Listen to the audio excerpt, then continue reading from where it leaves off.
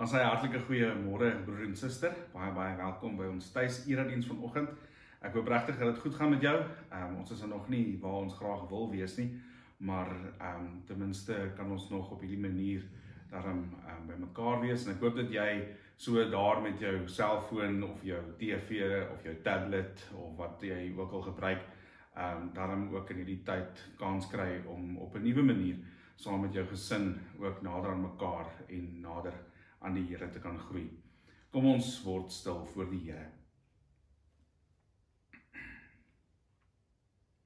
Luister, so sê die Here wat jou geskep het, Jakob, wat jou gevorm het, Israel. Moenie bang wees nie, ek verlos jou. Ek het jou op jou naam geroep, jy is myne.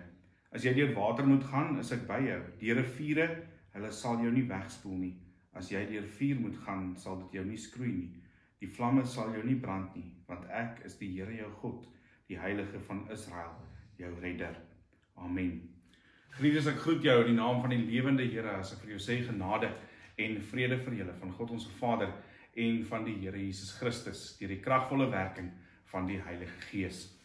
Broers en susters, ons tema vir vanoggend volg op verlede week wat ons begin het met 'n nuwe reeks oor die boek Jona en ons het laas week dit ingelei met die tema God verander nooit, maar God verander. En het ons so 'n bietjie begin om in die stelling in te grawe en te sien dat die Here getrou bly en dat hy daarom nie verander nie, maar dat hy verander want hy verander mense, hy verander ons harte, verander mense se lewens. En het ons laasweek in die eerste hoofstuk van Jona gesien hoe dat die Here Jona se rigting verander het en dat hy dit ook in ons eie lewens ook doen. So vanoggend kyk ons dan na die volgende ene en dit is dat God verander ons fokus. God verander nie net ons rigting nie, God verander ons fokus. En dit bring ons dan by hoofstuk 2 van Jona. En sien ons hier hoe die aksie wat aan die gang was, totaal en al tot stilstand kom. Dis eintlik so ongelooflik om te sien hoe dit geskryf is, want hoofstuk 1 is nogal 'n redelike aksiebelaaide stukkie geskrif, amper sê ek movie.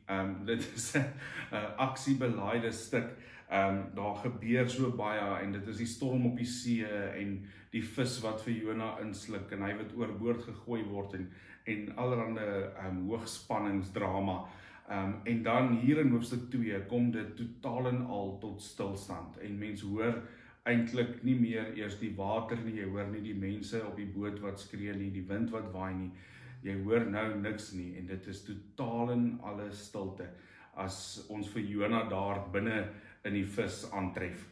Nou is dit ook baie interessant dat hierdie hoofstuk 2 is dan heeltemal weer 'n wisseling in skryfstyl waar hoofstuk 1 en 3 is wat rondom hoofstuk 2 is prosa, is hoofstuk 2 dan 'n gedig, dit is poësie, dit is wonderlike hoë Hebreëse poësie wat pragtig geformuleer is met pragtige beelde. So ons het eintlik hier te doen met Jona se Psalm hier in hoofstuk 2. En gaan ons in die Psalm sien hoe dat die Here Jona se fokus verander en wat ons dan ook daaruit kan leer oor ons eie fokus. Kom ons lees Jona 2 vanaf vers 1. Toe bid Jona daar binne in die vis tot die Here sy God. Jona het gesê: in my nood het ek tot die Here geroep en hy het my gebed verhoor. Diep in die doderyk het ek hulp gevra en u, Here, het my gehoor. U het my die diepte ingegooi, diep in die see en die watermassa het my omring. U het golf na golf oor my laat gaan. Ek het gedink ek het uit u gesig verdwyn, maar tog sal ek weer u heilige tempel aanskou. Die waters het my toegevou, die groot water het my omring. Seegras was om my kop gedraai. Ek het afgesak tot by die fondamente van die berge. Die aarde het my vir altyd toegesluit. Maar u, Here God, het my van die dood gered. Toe ek wou vergaan, het ek aan die Here gedink en my gebed het by u gekom in u heilige tempel. Die wat op nuttelose afgode vertrou, verlaat hom wat liefde aan hulle betoon. Terwyl ek 'n loflied sing, wil ek aan U 'n offer bring. Wat ek beloof het, sal ek doen. Hulp kom net van die Here af. Toe beveel die Here die vis en hy het vir Jona op die vasteland uitgespoeg. Ek wil tog, broer en suster, hê dat ons die gedig net in die ou vertaling ook lees. Daar gaan ons nog net so bietjie dieper inkom in die beelde wat die skrywer gebruik en so bietjie nader kom aan die oorspronklike bedoeling. So kom ons lees dan dieselfde hoofstuk, dieselfde 10 verse, net in die ou vertaling ook. En Jona het tot die Here sy God gebid uit die ingewande van die vis en gesê, uit my benoudheid het ek die Here aangeroep en hy het my verhoor. Uit die binneste van die doderyk het ek geroep om hulp en U het my stem gehoor. U tog het my in die diepte gewerp, in die hart van die see, sodat 'n stroom my omring het. Al U bare en U golwe het oor my heen gegaan. Toe het ek gesê, ek is weggestoot, weg van U oë, tog sal ek weer U heilige tempel aanskou. Waters het my omring tot aan die siel toe, die vloed was rondom my, seegras was om my hoof gedraai. Ek het afgedaal tot by die grondslaaf van die berge, die grendels van die aarde het my vir altyd ingesluit, maar U het my lewe uit die kuil opgetrek, Here my God. Toe my siel in my versmag het ek aan die Here gedink en my gebed het tot by U gekom in U heilige tempel. Die wat nietige afgode vereer, verlaat die een wat vir hulle goedertieren is. Ek daarenteen sal aan U offer met 'n stem van lof. Wat ek beloof het, sal ek betaal. Die heil behoort aan die Here. Daarop het die Here die vis beveel om Jona op die droë grond uit te spieg. Ons lees dan net tot daar. Nou, broer en suster, in hoofstuk 1 het ons so 'n bietjie die beweging wat die skrywer gebruik om die storie te vertel gesien hoe dat Jona al afwaartser en afwaartserder beweeg het, dat hy afgegaan het van Joppe af, van sy tuisdorp af na Joppe toe, afgegaan het na die boot toe, afgegaan het onder in die boot om te gaan slaap en uit die boot uitgegooi is, afgegaan het in die see en afgegaan het tot in die visse maag. En nou hier in hoofstuk 2 sien ons hoe daardie afwaartse beweging dan nou ook voortduur en dat dit heeltemal nie tot 'n hoogtepunt nie, maar tot 'n laagtepunt toe gaan. Wanneer ons hier in die eerste helfte lees van waar Jona homself bevind, wat sy persoonlike belewenis is. So hierdie afwaartse beweging, weg van die Here af, weg van God se plan af, van God se rigting af, is nog steeds aan die gang. En dit word net al dieper en dieper en verder. Nou as ons die eerste helfte van die gedig, van die psalm beskou, dan sien ons die pragtige digterlike struktuur wat die digter gebruik en sien ons hoe die verse daar in mekaar steek. Sien ons hier 'n omgekeerde struktuur waar die eerste en die laaste vers met mekaar te doen het, die tweede en die tweede laaste vers, en dan kry ons hier in die middel, kry ons dan weer iets anders. So, jy kan saam met my daar op die skerm kyk en dan sal jy sien hoe die pyltjies ons so 'n bietjie help in vers 2 dan, en in vers 6 sien ons dan vir Jona waar hy beskryf van die doderyk, van die onder die aarde plek. En as jy nou terugdink aan ons prentjie van Genesis 1 en 2, die wêreldbeeld van die antieke tyd met die plat aarde en die hemelkoepel en die waters onder die aarde en al daai goeters, dan is die doderyk daar ergens onder die aarde, daar by die water onder die aarde is Sheol, en dit is wat daar in vers 2 na verwys word, uit die binneste van die doderyk, dis wat letterlik daar in die Hebreëus staan, uit die binneste of uit die pens van Sheol, the belly of Sheol, sê die Engels, het ek geroep. So dit is waar Jona voel, hy homself bevind. Hy staar die dood totaal en al in die gesig, en kry ons dieselfde tipe beeld daar onder die grondslaaf van die berge, die grendels van die aarde wat hom altyd ingesluit het. Dit is die die doderyk wat hy hiervan praat. Met ander woorde, so diep as wat dit kan wees. Hy kan nie dieper nie, hy kan nie verder van God af nie, want dit is wat Sheol ook vir hulle beteken het.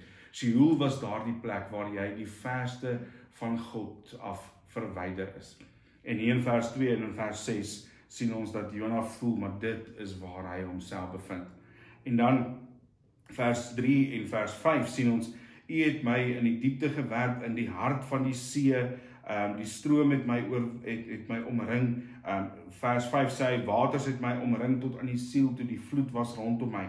So hier kry ons weer 2 verse wat met mekaar saamwerk, om iets te beskryf van hierdie diepte wat Jona beleef, dat hy daar diep onder die kosmiese waters is, onder die chaos, daar in die diepste plek, ver van die Here af. En dan in die middel, en dit is eintlik die doel van hierdie struktuur van hierdie eerste paar verse, om hierdie middelste vers, dan vers 4, op 'n manier te beklemtoon, en dan sê hy, ek is weggestoot, weg van U oë. So, met hierdie absolute stukkie digterlike, meesterlike digterkuns, het die skrywer hier vir ons so mooi beskryf van wat Jona se belewenis is. En eintlik is hy besig om te sê dat die donker wat ek om my beleef is, en die diepte van my depressie, die emosie wat ek beleef, kan ek eintlik nie in woorde omsit nie, en daarom oordryf hy en sê, maar daar diep in die waters het ek myself bevind, onder die aarde, in die hartjie van die see, in Sheol, in die belly of Sheol, in die doderyk, ver van die Here af. Dit is die teologiese teenoorgestelde pool, waar hy homself bevind, so ver van God af, as wat 'n mens homself kan indink. So, ons sou in hedendaagse taal eintlik maar net kon gesê, dat Jona tref nou regtig hier rock bottom. In Afrikaans het ons ook mos die spreekwoord wat sê, dat daai persoon is deur diep waters. Nou hier gaan hy nog bietjie dieper, en hy gaan tot onder die bodem, hy tref rock bottom. En broers en susters, dit is natuurlik iets waarmee die meeste van ons tog kan identifiseer. Hierdie intense emosie, hierdie plek waar Jona homself bevind, was almal van ons al by gewees. By daardie punt waar ons gevoel het, maar dit kan tog nou nie nog laer nie. Dit is nou, ek het nou die laagtepunt bereik. Rock bottom. En dit is daar waar Jona homself dan bevind. So hierdie afwaartse beweging wat ons van die begin af gesien het, wat nou 'n hoogtepunt, 'n laagtepunt bereik het, van Jona wat al hoe laer beweeg het, al hoe verder van die Here af beleef het, en hy beleef hierdie intense godsverlatenheid daar in die dieptes, ver van die Here af. En kan ons natuurlik daarmee identifiseer. Maar dan kom daar die wending in die tweede helfte van vers 6, wat sê, wat nou nie meer afbeweeg nie, maar nou begin Jona se opwaartse beweging. Hy sê dan in vers 6, die tweede helfte van vers 6 sê hy, maar U het my lewe uit die kuil opgetrek, Here my God. Die nuwe vertaling sê, U het my van die dood gered, maar hier sien ons iets van daai beweging wat plaasvind. U het my lewe uit die kuil opgetrek, Here my God. So daar in die donkerste dieptes, daar die verste punt van God af, beleef hy dat die Here hom kom red, dat die Here hom kom optel. En nou beweeg hy nie meer af nie, nou beweeg hy al hoe meer opwaarts. En sien ons dan in die res van die hoofstuk, dat Jona se fokus het dan nou verander. Hy dink nou anders, sy hart is verander. En hier kan ons weer eens iets van onsself ook sien, as ons eie, of onsself in Jona se skoene kan sit, en vir 'n oomblik net kan dink aan al die goedes wat hy moes deurgegaan het, en die manier hoe hy gedink het, en gerebelleer het, en dink aan hoe as ons onsself in daardie tipe van situasies inwrimmel, en ons harte en ons koppe ons in 'n rigting dryf, en ons naderhand agterkom, maar ons is hier op 'n doodloopstraat besig, maar daar's allerlei goeders wat ons nog steeds in hierdie rigting dryf, dat ons al hoe meer langs daardie donker pad besef, maar nou het ons moeilikheid, maar dat ons self nog steeds aanhou in daardie rigting rebelleer en dat dit op die ouende ons fokus totaal en al verklein, ons fokus totaal en al steel, en dat ons net op die probleme rondom ons fokus en ons harte en ons gedagtes word oorheers deur pyn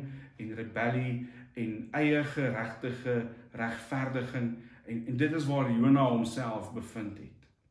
En dan hier kom daar hierdie ommekeer en sy fokus verander. Nou fokus hy nie meer op die diep waters rondom hom nie. Hy fokus nie meer op hierdie gevoel van dat hy in die doderyk is nie.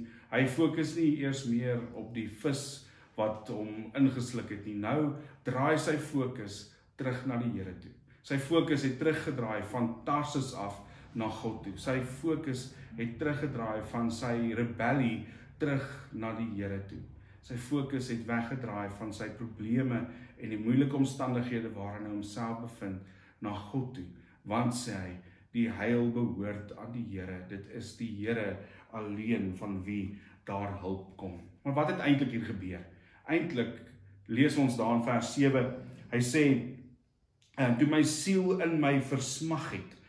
Die nuwe vertaling sê, toe ek wou vergaan. Wat letterlik daar staan is, toe my siel in homself ingekrimp het, in homself opgekrul het, het ek aan die Here gedink en het ek tot hom gebid.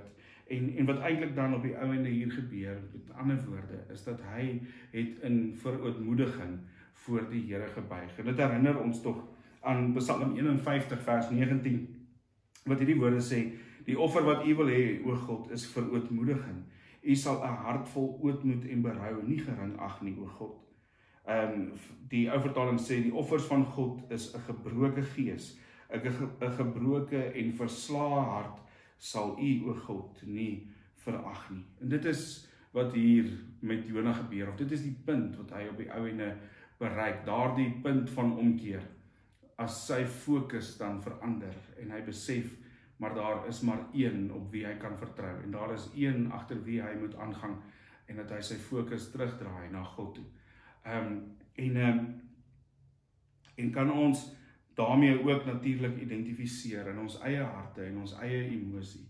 As ons daardie punt bereik wat ons maar noodgedwonge meeste van die tyd bereik, as ons lank genoeg self rebellie het, op eie krag staat gemaak het, eie regtige regverdiging, self-righteous justification, om maar die Engels te gebruik, die heeltyd voortwoed, maar dat ons 'n punt bereik en besef, die heil behoort aan die Here, en dat ons sal omdraai, en dat ons fokus dan, met ander woorde, ook kan verander. Weg van ons probleme af, na die een wat groter is as die probleme, na die een wat ons roep, wat ons stuur, die een by wie niks onmoontlik is nie. Dat ons met verootmoediging, met 'n gebroke en verslae hart voor die Here ook kan buig, en dat ons fokus daarom kan verander. Nou broer en suster, het jy natuurlik, of hopelik, al ernstig net alreeds hier in hoofstuk 1 en 2, so 'n bietjie begin om die koneksies ook te maak, en die lyne deur te trek, en te sien dat hier is tog 'n klompie ooreenkomste met die lewe en bediening van die Here Jesus, wat ons hier in Jona aantref, wat 'n mens eintlik nie kan ignoreer nie. En so praat die Here dan ook self daaroor, as hy in Matteus 12 na Jona verwys, en sê, maar hy is soos Jona, maar dat hy soveel groter is as Jona. En het ons gewoond geraak aan hierdie idee van, dat die Here ook, toe hy gesterf het, ter helle neergedaal het, en so het ons ook in ons geloofsbelydenis daardie frase wat ons sê, dat die Here gelei het en gesterf het, en dat hy ter helle neergedaal het, en dat ons baie keer dit ook vreeslik letterlik verstaan, maar as ons dit in die konteks verstaan van selfs hoe die Here dit ook gebruik, en hoe hy ook in homself dan na Jona verwys, dan sien ons iets daarvan as ons Jona dan lees, hierdie ter helle neergedaal. En dit moet ons eintlik sê dat dis wat Jona dan ook hier doen, nee, as hy sê dat hy het afgedaal tot in Sheol, die pyn en die lyding wat hy daar beleef het, die intense emosie wat hy daar beleef het, en dat iets daarvan ook, met ander woorde, van die Here waar is. Nou, die Heidelbergse Katekismus, een van ons belydenisskrifte, lewer kommentaar op die apostoliese geloofsbelydenis op 'n stuk, en Sondag 16, vraag 44 en antwoord, help ons so 'n bietjie om dit te verstaan. Die vraag vra, waarom volg daar en neergedaal het na die hel? En die antwoord is, sodat ek in my swaarste aanvegtinge verseker kan wees en myself volkome kan vertroos, dat my Here Jesus Christus my van die helse benoudheid en pyn verlos het. Hierdie verlossing het hy bewerk deur sy onuitspreeklike angs, smarte en verskrikking wat hy ook aan sy siel deur sy hele lewe, maar veral aan die kruis gelei het.